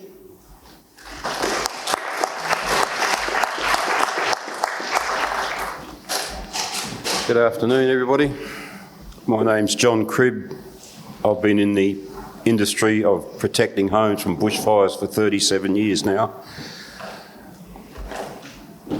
We've been fortunate to save 19 homes, one on Kangaroo Island, one at Kangarilla, and 15, the remainder 17 between the Samson Flat fires and the Cuddly Creek fires, which I'm pretty proud of, and a few happy families. I've been asked to tell you a bit about how we assess homes and what we do when we're protecting them. These people have stole a bit of my thunder. when I design a system for a house, when I go to the property, I start looking probably 2 or 3 kilometres before I get to the home to see if I can determine how the fire is going to get to that property. I take into consideration the topography, the type of trees that will carry the fire to the property and the fuel load around it, and that will give me an idea of how the fire is going to get there and possibly what it's going to be like when it gets to there. And I also consider how the wind is going to affect that fire. I've got a fairly good handle of the country up here, and I know that certain areas are affected different ways. Up here we have South Australia around the Adelaide Hills here, we're generally, our fires are generally associated with southerlies, southwesterlies through the northwesterlies. That's caused, I believe, it's my opinion, that's caused through our topography and the Gulf and the sea, and between the three of them, they tend to control our winds. You'll find that during the summertime, our southwesterlies are pretty prevalent. From what I've experienced over the years, I find that the winds and the fires are generally southerly and southwesterly up to the range that runs through, perhaps through Norton Summit up there. Once we start going north of that, it starts to come around to the north and the westerlies. There are sections in areas where the topography would change that. You might get a spot where there's an easterly fire. Aldinga Beach is an example where we get a threat from the east, and that's caused through the topography. So all those things have got to be considered when you're designing a sprinkler system for your home. And then if you're going to do it yourself, there's different ways you can do it. People spoke earlier about tanks. Normally, you'll find that your tank's below your house if you're on a bit of a slope. That creates a problem if you're wanting to use that tank for firefighting as well as perhaps domestic use. The tanks can be split up at different levels so that the bottom of the tank has your firefighting resource water in it, and the upper level is for domestic use. That can be calculated. And also, if you want to use that tank to comply with the fire requirements of their 22,000 litres, that can become an issue. You might need to put a tank up the top and shift the water from the lower tank up to that top tank, or you might be able to, as I mentioned earlier, draw from that tank, but you have to get the CFS vehicle within 5 metres of it, and they can only lift about 5 metres. If your tank is up the hill and you've shifted the water through transfer pumps, you can run a pipe down to the turnaround point or wherever the CFS is going to access and have a separate hydrant. And it's got to be, again, within 5 metres of where they can park their vehicle, and it's got to be within the rear of the vehicle. So tanks, as I mentioned earlier, they can be concrete, metal, plastic. We know is no good. You can use a metal tank with a plastic liner. That's acceptable.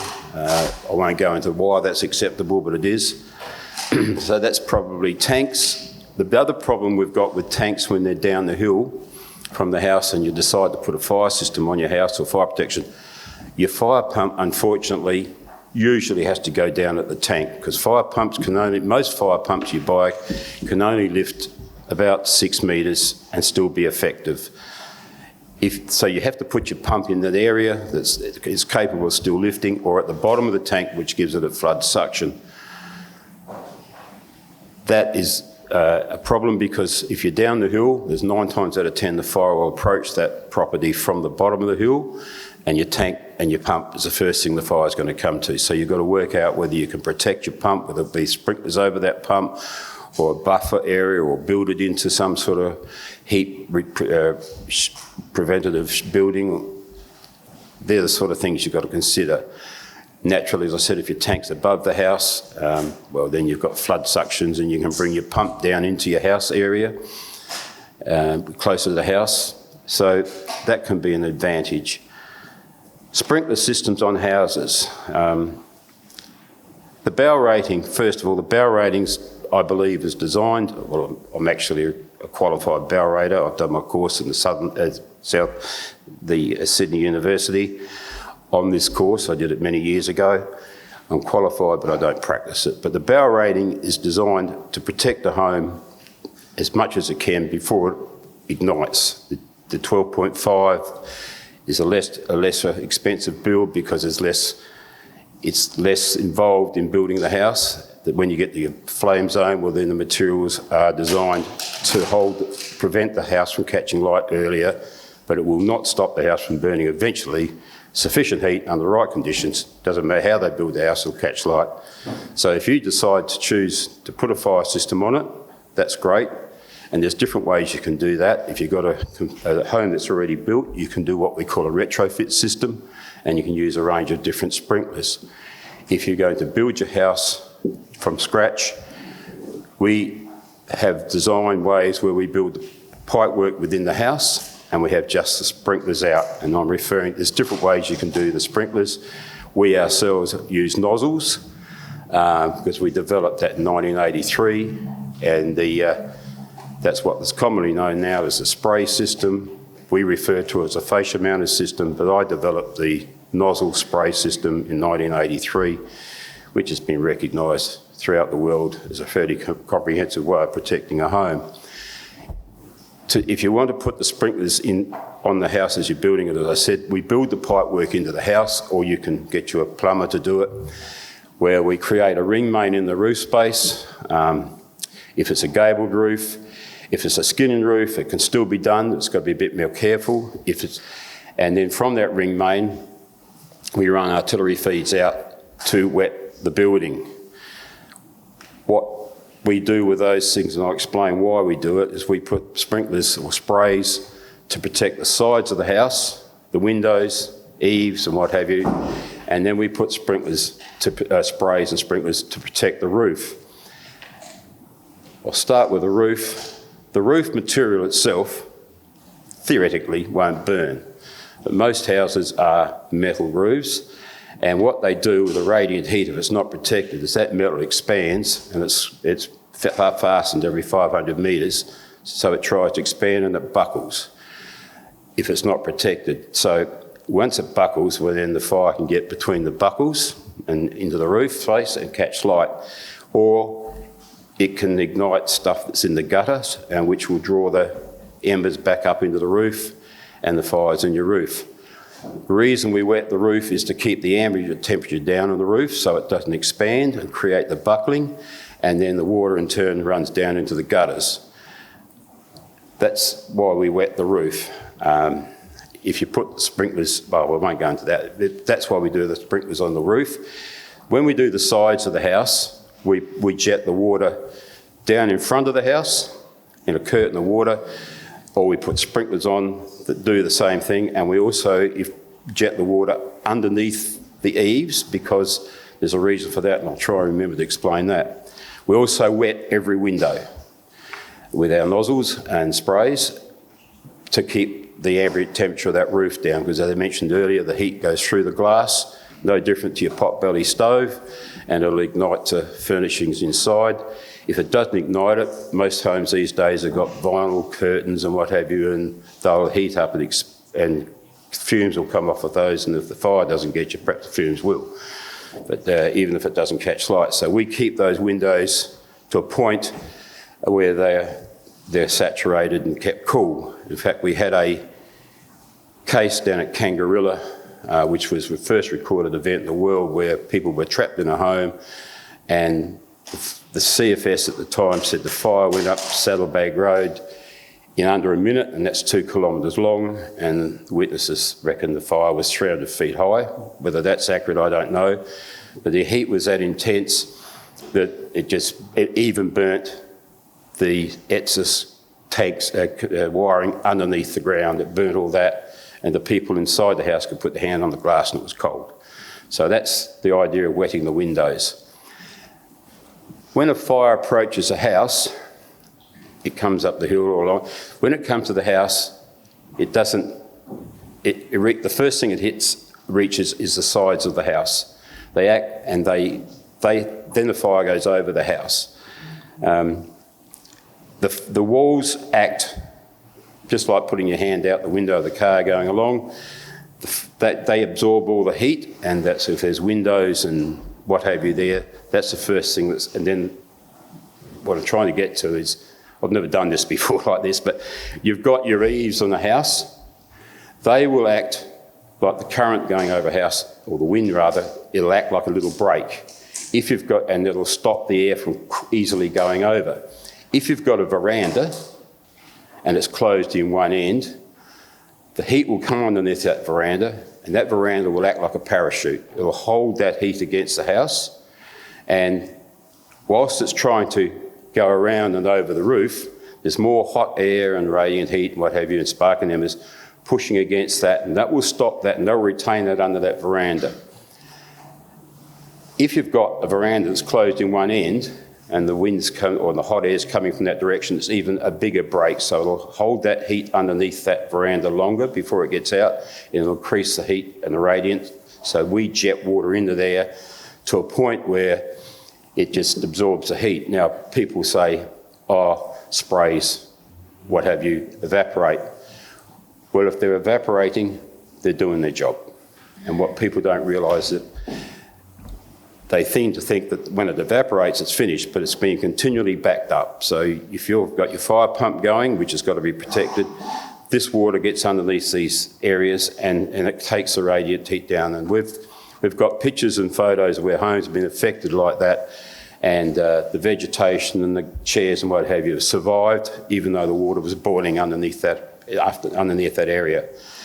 Also, if you've got a building your house and you decide to put a big area to have your barbecues and entertaining, and it's a great big area like this on posts and everything, you've got to give that some consideration, or carports, because they too can capture that radiant heat and hold it underneath the house and then increase the risk. If you've got a house with no eaves, if you can imagine it, the wind can slide over that house a lot easier. The more verandas, return verandas, every time we come to a home, I look at verandas and what have you, and it's always an issue. The next problem is if you're going to build a 2-storey house, you've virtually got 2 layers you've got to protect. So if you've got windows down the bottom, you've got to work out how to get the moisture onto those, the sprays onto those windows, or your protection onto those windows, because you can protect the top windows easily enough, but if you haven't got direct sprays on the bottom ones, you'll find it very difficult to protect them, and the water will evaporate or get absorbed by the heat before it is effective on those windows. So if we do a house that's got multi-storey house, which has got lots of windows, we put our sprays over every window. That's the spray system. I don't know if there's any more I can add to that. Box gutters. If you can avoid putting a box gutter in your house, for goodness sake, do it, because they're the worst things we find trying to protect the house. Box gutters have a double issue there. They hold the leaves and what have you, and they're hard to clean because they're always usually up on the roof, and they often get mist, and they're usually between 2 roofs. So you've got, if the grass or embers catch in there, catch light, the foreign material, you'll go up under 2 roofs. Sometimes we have a skin in the roof coming down to a wall with a box gutter in there. Again, if above that there's another building, another area, so that also creates risk. So you've got to get water into those box gutters to protect that from catching light. If you've got foreign matter in there and your system's working properly, there's a good chance that it won't catch light because it's full of water. It's a bit hard to get to burn the leaves when they're underwater. So we make sure that we fill those box gutters up, or get water into those box gutters, or any gutter for that matter. Skin and roofs aren't that hard to protect, whereas the embers and lay will lay on a skin and roof more so than a rake roof because of the slide into the gutter. So they're a little bit easier to protect. But so what else we talk about? What else? Fire hoses. When you get your building application, you'll be required to have a fire hose. That will need to reach every corner of your building, and it needs to be set up so that when you start your fire pump, it's automatically under load, under pressure from that fire pump. It can be controlled at the hose or at the pump, but generally we set them up so that when you start your fire system up, your hose is automatically live, whether it be 1, 2 or 3 hoses, and then you can control your fire system separately. So we always set them up that way so you can control your fire system. So we put hoses in to for mop-up protection after the fire's been through, or preliminary fires, wet things down, what have you. That's I don't know what else to say about them.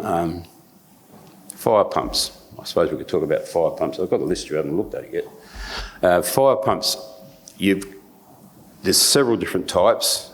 People say, come to me regularly, we've got a tank, we've got an electric pump. If you're doing a fire hose, you probably get by with using a small single-phase pump. If you want to run a fire system off an electric pump, it can be done. In 37 years, we've done 2 systems. You've got to have a backup generator to run it, and it's got to be 3-phase, because there's no single-phase pumps around, to my knowledge, that's capable of running a fire system, a reasonable one. So you need to consider 3-phase, and you need to consider a genset that's capable of generating sufficient power to run that pump. So it comes back to pumps being petrol or diesel. Petrol pumps are much cheaper. They need more maintenance. They're quite capable of doing the work, and they've been around for years, but they need a lot more maintenance, and the modern petrol today goes off. We've had situations where we've serviced a pump and gone back 2 weeks later and it won't start because it's been out in the sun, and the modern fuel deteriorates with the heat very quickly. In fact, I've taken lids off of petrol tanks and seen them bubbling through, once it loses its ability to fire, you'll never start that pump without draining the fuel. So we find that petrol pumps these days, if they're out in the open, you usually got to change the fuel to be reliable twice a year. So there's a lot more maintenance with them. Secondly, they're not as reliable in hot conditions. They can stall, they can choke, and all sorts of things like that. And again, if the fuel's not correct, they can be extremely hard to start. We sell a lot of diesels. We own Villiers Australia. We import our own pumps. And we find that, I would say, we haven't done a fire system now for probably 3 years without putting a diesel pump in. We have a range of 2, but there are lots of different diesel pumps around. Most of them come electric start these days and recoil start. Electric start means that they've got a starter motor in the same as your car. You turn the key to start them, and if they fail, you've got a recoil start. So diesels are far better, even though they're a little bit dearer. They're far more efficient in the fire. They take very little maintenance. And they can generally start quite easily. They're much more effective in the heat. They don't absorb, they don't fail, and in smoke conditions they'll run a lot longer than the petrol one, because they'll just blow a bit more black smoke, but they'll keep working a lot longer. So if you're building a fire system onto your house and you can afford it, it's within your budget to use a diesel, for goodness sake, go for it. They're a lot less maintenance and more reliable. Now I'm going to check the list out here. Different types of sprinklers. It's probably important that you've probably heard people use what they call an impact sprinkler. You see them out in gardens, they go ch-ch-ch-ch. A lot of people use those. They're useless in the fire. 9 times out of 10, they're useless. They're very, very effective by wind, because of their design. They're designed for irrigation. I'm not saying they're not going to protect your house, but I haven't used one for probably 20 years because I know how they can fail. When the water leaves the sprinkler, it leaves in a mass, and it's designed to penetrate through the atmosphere and irrigate, because that's what they're for. As they leave the nozzle, they leave in a mass, and they hit the atmosphere and they start to break up. In a calm conditions, a good impact sprinkler might reach 2/3 of the wind of this building. If they're firing, if they're pointed into the wind and it's a strong wind, which is associated with bushfire, they might go a metre, metre and a half, and they'll turn around and get blown back, because as they hit the atmosphere, they destroy them, they split up, and it destroys their ability to go through the air, and they simply won't work. And if you put them on the roof, well, the wind will just blow them away. So they're not very good. The only time they can be of any significant value is if you put them in the form of a ground-based system. Now that's where you put the sprinklers around the house, and you need to put them in such a position that they're close enough to the house to wet the house in dead calm conditions. And when we do use those sprinklers in that condition, very rarely we do it these days, we use what they call a part circle impact, which is designed, instead of going around all the time, it's got a little lever, you flick it over, and you can aim that sprinkler backwards and forwards. So if you have a situation where, and we often do that with different types of sprinklers, if you have a shrub and the people don't want to lose that shrub, we try and wet it to use it like a fire blanket. So we aim a sprinkler at that, which is a little impact that goes backwards and forwards, or we might put a butterfly sprinkler or a spray system over it to protect that tree. And that's how that little impact sprinkler works. The other type is a butterfly sprinkler, which spins. It's a little heart-shaped sprinkler and it spins really good. If they're put in properly, they can be super efficient. This is, I'm talking about on the dwelling. And if you're going to put them on a house, you need to put them on we discovered years ago, the best way to use them was to clip them on your pipework on a normal home on the gutter level and aim them at 45 degrees, because they throw the water out of their little spray device in the form of a sphere. So there's water up, they throw the water up, they throw it down, around, so they actually make a ball of water. So if you put them on the edge of the house, they'll throw the water down as well as up and all over the house, and they'll wet the roof. The ground-based system I mentioned earlier very seldom protects the roof and the gutters. The other type of system you can use is a spray system, which is designed correctly to protect the home. I don't know what else I can tell you. Roof sprinklers, pumps. If you decide to put remote start on your fire system, I'm not a great believer in it. If the power gets turned off and electricity gets turned off on the day of a bushfire, and it will, and everybody's on the phone, your towers drop down and your remote starts won't work. We've had situations where there's been set up by other people, we don't put them in, they've started them and they can't turn them off. They just go until they ran out of diesel. And we had one particular case where they couldn't turn it off and it destroyed his pump. And believe me, you'll know that yourself, when the fires were up here, we had no electricity, so we had no communication. Christmas time, we had the fires over the peninsula, no communication until you got to the hummocks at Port Wakefield. So remember that. So what else? I could spend hours here telling you different things about fire protection, because I've done over 1,000 systems in South Australia, so on homes, hospitals, the zoos, or retirement villages. And if you do design a fire system, probably most important there, I think, you design your sprinkler system, which will then determine how many sprinklers you use, whatever they are. That will tell you how much water you need per minute. That will tell you what pump you want. And that will in turn tell you how big a water storage you want. The 22,000 litres initially started from a paper I put together for the CFS back in 2005 from Mr. Brian Menadue, and I've still got that on. It was when they were talking about putting together a set of standards for Australian fire protection, which has now been released, and I think that could be improved, that standards, but there's a few things there that I don't agree with. However, there are a set of standards now, and it's worth looking at, but I don't know what else we can say. I could spend hours individually on different things. But I think that's the most important thing, having sufficient water to run your system for at least an hour. The Australian standards used to say 30 minutes, I haven't bothered checking on that. I reckon you need at least 2 hours of water supply, if not more. I've seen fires go for 3 hours in certain areas, and Cuddly Creek fire, we had the Samson Flat fires, 3 hours one place was fighting the fire for. It came back 5 times. And I've designed systems. The average pump uses, little petrol one uses, say, 280 to 340 litres, depending on the pump. The diesels ones, the big ones we sell, use 600 litres a minute. We've designed fire systems with pumps that use 450,000 litres an hour.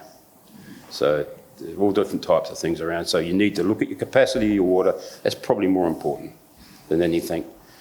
And just remember that if you design a FIS system, don't worry about your barrel rating. Don't worry, it's 12.5 flame zone. You design the fire system for flame zone. Because if you need to use your fire system to protect your house, you're in strife. And it's not going to say, oh, this house is only 12.5, we'll go around that.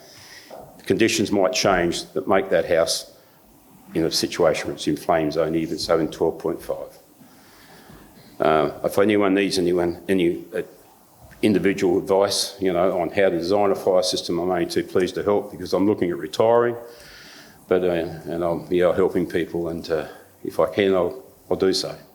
Thanks a lot. I'm sorry, I'm not real good at this. All right.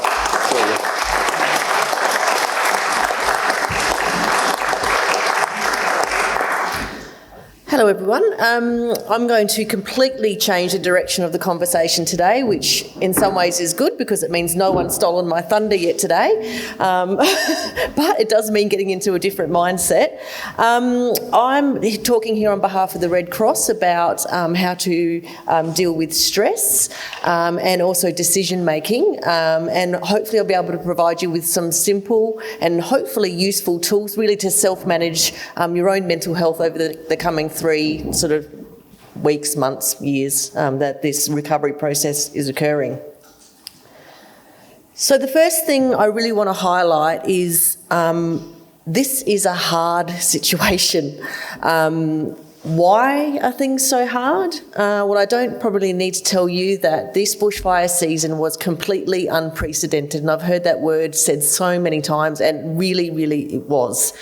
In your area alone, there was so much damage, there was injuries, there was death, and it's incredibly difficult to process the magnitude of this particular event, let alone the things that you've had to go through over the last 8 months in dealing with that. Many of you will have had to find temporary or permanent alternative accommodation over the last 8 months. This obviously causes some disconnection from your community. It involves moving schools for your children. It may have required job changes. There's all this stuff that's happening behind the scenes. You've had to and continue to have to make an inordinate number of difficult decisions. Do I leave? Do I stay? Do I rebuild? Do I rebuild better? What is best for me? What's best for my family? What's best for my children? And do I want to leave my community, my home and the place that I love? So this is all while dealing with a multitude of financial, employment, environmental, family, relationship and social issues. And then in addition to that, we have COVID, which is incredibly bad timing. You're just recovering from the bushfire. We then have COVID, which we had our first Australian cases in January, February, the post-bushfire rebuilding and recovery begins, and then in March the borders close, tourism shuts down. So it's just causing all kinds of issues for you guys. Rebuilding in terms of accessing the resources and stuff you need is much more difficult than it ever would have been if it wasn't for COVID. So things are hard, and I think this is actually incredibly important to acknowledge and accept. Okay, this is an extremely difficult period. In saying that, we can do hard things. Okay, and I actually drew this quote from a recent book that I'm reading, and it just really hit home with me because we can actually do hard things. This is hard. What you're going through is hard. Okay. There's many other hard things that people go through in their life and they get through them. And so we can get through this as a community. The first thing that what you have to do though is recognise that you've been through an extremely stressful event.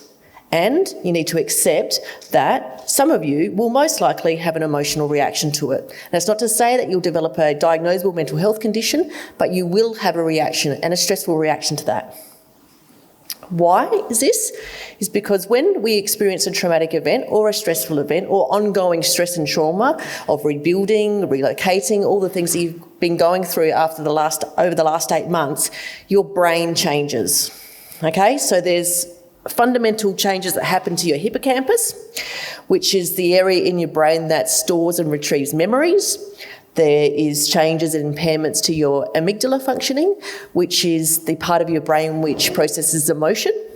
And there's also impairments in the prefrontal cortex, which is the part of your brain at the front, and that's the area that's responsible for decision-making and concentration. So you can see this stuff is going on underneath the scene. So yeah, it's almost like a duck being on the surface. Most people sort of seem as though they're coping with the situation, but underneath your legs are going flat out. And that's what it's like with your brain and your body. That's what's happening.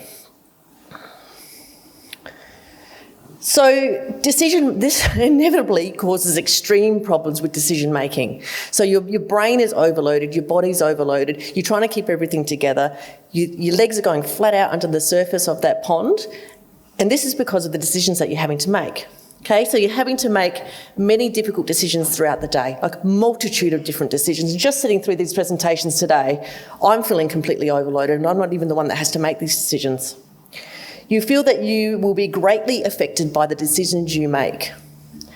You feel that you are having to make very stressful and complex decisions, and you feel that you are having to make decisions affecting other people in a very significant way. These are not small decisions, okay, and they are a multitude of decisions. All of these things can lead to decision fatigue, and it's completely normal when things are hard like this. So what do we do? One important thing you can do with this kind of thing is if you've got very important decisions to make your very important decisions early in the morning, okay? So over the course of the day, you're going to become tired, more and more decisions happen. And it's not just the big decisions like in relation to rebuilding or designing your house, but many, many other decisions that you have to just do over the course of your day to do with your children, your family, your husband, your wife, all those kinds of things. But if you've got a very important decision, make it first up in the morning, and that way your brain is less tired and you're more able to concentrate on what you're doing. The other thing you can do is simplify your everyday decisions by planning ahead. Okay, so one thing you can do, which is a really simple thing, is say meal planning, and you can really, this is relevant to so many other things, but meal planning for me is like a major issue. So if I do meal planning ahead, say on a Sunday, and I plan out my meals for the week, that reduces that decision process on that day. So Monday, Tuesday, Wednesday, Thursday, Friday, I don't need to be thinking about what I'm going to eat for dinner because I've already decided, the food's already there and I'm good to go. Alternatively, don't cook. Just order something in. If you've had a particularly bad day, you're feeling stressed out, and you just can't make another possible decision about something, just don't. Get someone else to order something for you, just buy it. The other thing is remove distractions. So, in this day and age with modern technology, social media, all of those things, there's sometimes times when we're having to make decisions about things, your phone's pinging off, all that stuff is just completely distracting. So if there's something really important that you need to make decisions about, just stop all of that social media, put it aside, and then just deal with what the issue at hand, and then go to that stuff, but back to that stuff later. Most importantly, have some self-compassion and don't be so harsh on yourself. So your brain and your body are still recovering. And when you're under an undue amount of pressure, it may take some time before you're back to firing on all cylinders. And this is actually okay. It's going to take a while for the recovery process to be complete. While the majority of the people demonstrate resilience following the bushfire, and they do, many people experience both physical and mental health symptoms. Okay, so these can include feeling physically unwell, because we know that mental health and physical health are very closely related. It could be trouble sleeping. It could be distressing thoughts and memories. You might be having nightmares about the fires. You might be having fear in relation to the fire and what will happen in the next bushfire season. You might be having sadness, sorrow, guilt, anger, or feeling on edge and tense and wound up. Or you might be feeling on guard even when there's no specific threat or danger. Now, all of these things are completely normal in the aftermath of a major event like this. What is not normal is if they persist over a long period of time. So more often than not, these symptoms resolve naturally over time. If your symptoms, so if you're experiencing any of these symptoms and you have been for, say, the last 8 months, and they're not decreasing or they are getting worse, you need to see a GP, okay? Now this, I cannot stress this enough. I mean, I've interviewed many, many people over the course of my life, veterans with PTSD, some from the Vietnam era. Most of the work I do is with veterans and emergency services personnel. And I can tell you now that the ones that don't seek help early are the ones that, for instance, have PTSD, and it is very, very difficult once it becomes ingrained. So if you are not feeling any better or if your symptoms are getting worse, go see a GP. If you don't have a GP here in the area that you feel that you can trust, or you're worried about confidentiality, or it's someone you know, because we all know in a country town everyone knows each other, go find another GP. Go to Adelaide, get a GP there. The other important thing is to find a GP that you can trust. So I live in Para Hills, which is in the north of Adelaide. I travel right across the other side of town because there's a GP there that I like and I've built a good relationship with. Sometimes you have to do these things because, you know, we don't look after our health or our mental health as well as what we should. We look after our kids' health, we look after our husbands' or our wives' health, you know, but we don't look after our own health. It's very important to do that. When you do see a GP, it's important to be completely open and honest about A, what you've experienced, and B, in terms of the bushfire and your level of exposure and things like that. But it's also incredibly important to be completely open and honest about your symptoms and what you're experiencing. So there's no way a GP can make a valid judgment and tell you what you should do unless they know the full story. And the amount of times I've heard people who have a really extensive trauma history who go to the doctor, don't mention that at all, and they come away, the doctor says, oh, you're probably just tired, or maybe you're deficient in iron or something like that, you know, and they can't actually give the correct advice because they don't know the full story. So if you're having nightmares about the bushfire, tell the doctor, and this is the best way that they can give you informed advice. The final thing is do what the GP advises you to do. Now, you know, there are so many people in the world who are adverse to taking medication, for instance, okay? Particularly in relation to mental health issues. The amount of times I hear people say to me, oh no, well, I am feeling depressed, but I don't want to take any antidepressants because that's going to permanently alter my, you know, chemical functioning in my brain. It's not true. It's not true, okay? If you are feeling depressed and this has been ongoing for a long period of time, your symptoms are getting worse and it's causing you significant impairment or distress, you need to do something about it. If you have a headache, you take a Panadol. Okay? If you have a muscle ache, you take an ibuprofen. So if there is something going on in your brain that's stopping you from being able to function, you need to do something about it. And it may not be medication, it might just be counselling, it might just be talking through with the GP, they might refer you on to someone else, but there's something that you need to do about it, so please do. And I'm not saying that everyone here has a condition or even has symptoms, and you guys might be all saying to me, this is completely irrelevant to me because I'm totally fine. And if that's the case, that is great. But I can tell you now there'll be people who you know who are experiencing these things, and if you can at least pass this information on to them, that'd be great. The other thing you need to do is look after yourself by getting plenty of rest. People tell this to me all the time, and I say there's no time to get any rest. I can't get any rest. You need to do it, okay? Because that's how we regenerate, and that's how we get our body back into a homeostatic system. So you need to do this. Your physical and your mental health are very closely related. So if you can do things that enhance your physical health, naturally your mental health will follow. So exercise regularly. Eat regular, well-balanced meals. All these things will contribute to your mental health and well-being. Make time for relaxation. So anything that helps you relax, even if you're not sleeping, helps regulate your emotions. So when you go through a stressful situation, such as a traumatic event like this, and you have this ongoing stress of rebuilding, your cortisol levels in your body sort of much higher than they need to be. So what that does is then basically sets you at a high point all the time. And so when incoming stresses come in, you can't deal with those things effectively because you've got all this stuff going on in your body. So what you need to do is you need to bring those stress levels down. Anything you can do this is going to help you enormously in your day-to-day functioning. It will help you with your concentration. It will help you with your decision-making, all of those things. And it will help you in the long run. So when you're feeling like this, if you're feeling really pent up and anxious, cut back on stimulating foods and drinks, okay? Cut back on the caffeine. Caffeine is a massive anxiety trigger. If you're experiencing any kind of anxiety and you have too much caffeine, it'll trigger off an anxiety reaction in you and possibly even a panic attack. So cut out the caffeine, or at least cut it down. Sugary foods, soft drinks, all those things do exactly the same things. We see it in our kids. I've got 2 kids. If I give them too much sugar, they are hyped up, and I can see it. And that's exactly what is happening with us as adults. Try to avoid using drugs or alcohol to cope. It seems great at the time, and it does help in the relaxation, but that ongoing reliance on alcohol is not good. So when you drink alcohol, for instance, it causes a serotonin rush, which is a chemical in your brain. So it increases your serotonin levels, which is why you feel wonderful.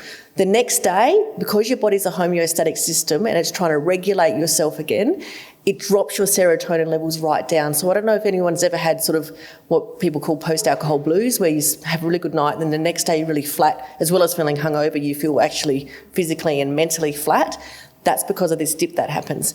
Doing that constantly to yourself it's causing dysregulation in your system. So just be very, very careful. If you're drinking and if you're taking drugs, just be very careful about that. I'm not suggesting, of course, not to do it, but you just need to monitor it. Do activities that help to slow down your brain.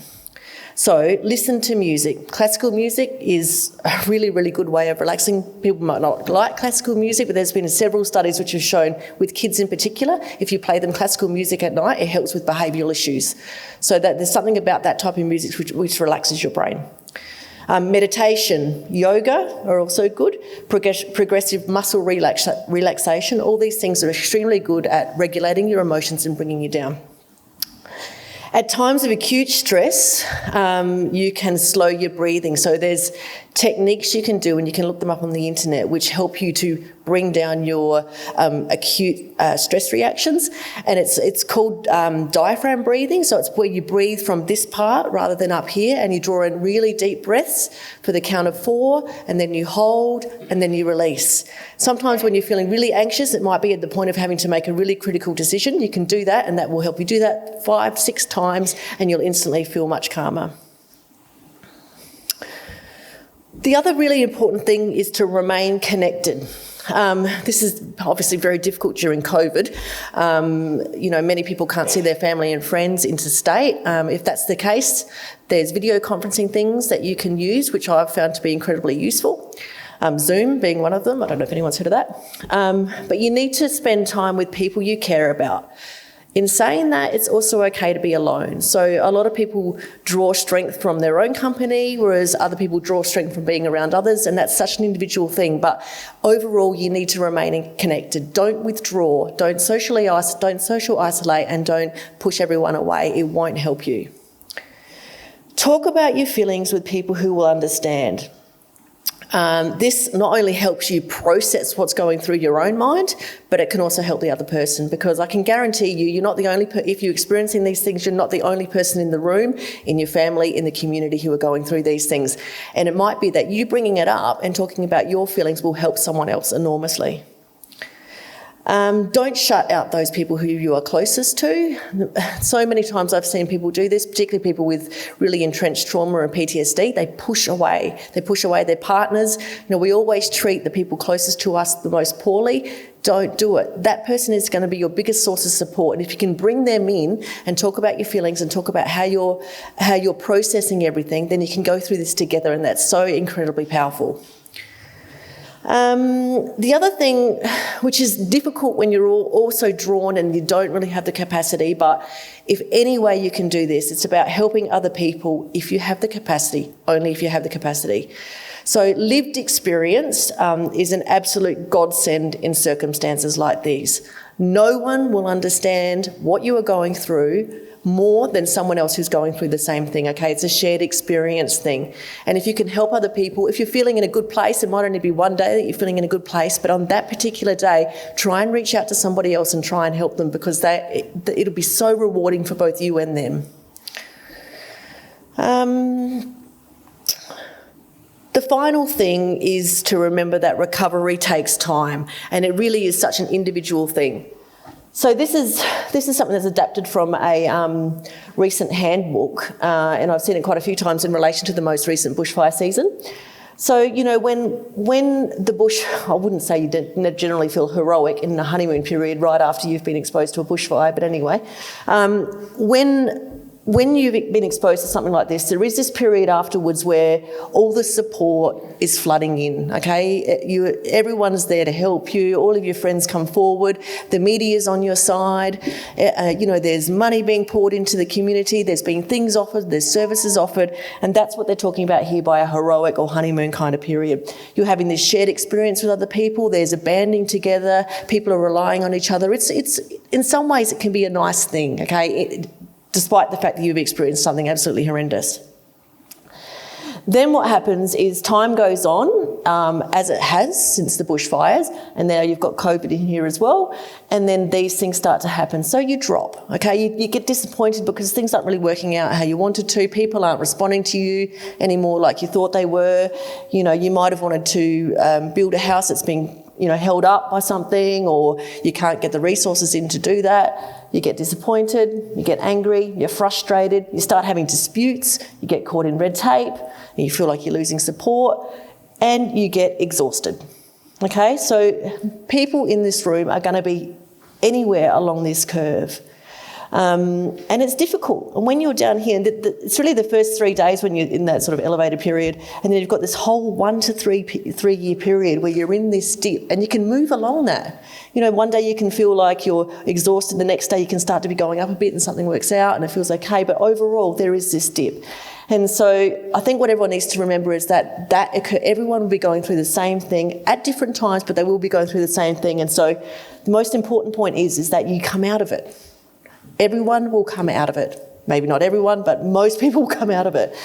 So there is hope there. And as difficult as it is, I think as a community, you need to rely on each other, support each other, be open and honest, and don't push people away. And that's the biggest thing you can do in all of this. And I sincerely wish you all the best of luck. I mean, listening today to all of these guys speak and the number of, you know, conditions and everything that you have to adhere to and the decisions you have to make, it's an enormously difficult situation.